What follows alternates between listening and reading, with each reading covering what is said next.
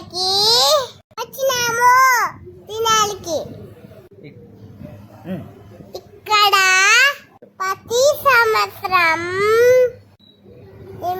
సింహస్వామి బ్రహ్మోత్సవాలు మార్చిలో జరుగుతాయి. అందుకనే మేము పోయినాము. మీకు కూడా ఉన్నప్పుడు బ్రహ్మోత్సవాలకి రండి. ఇక్కడ చాలా బాగా జరుగుతాయి.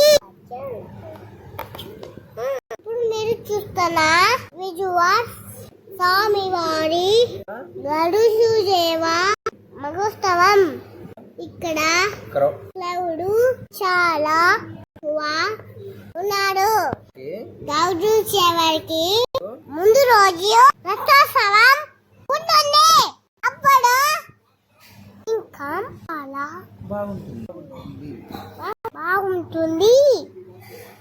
అమ్మగారి సంఘాల వల్ల ముందుగా కార్యక్రమాలు చాలా జరుగుతాయి.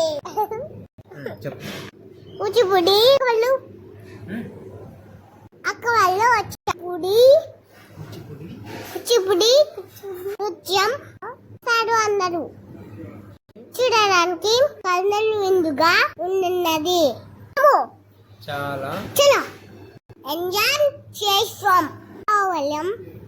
రావాలంటే అలగడ్డ నుండి 22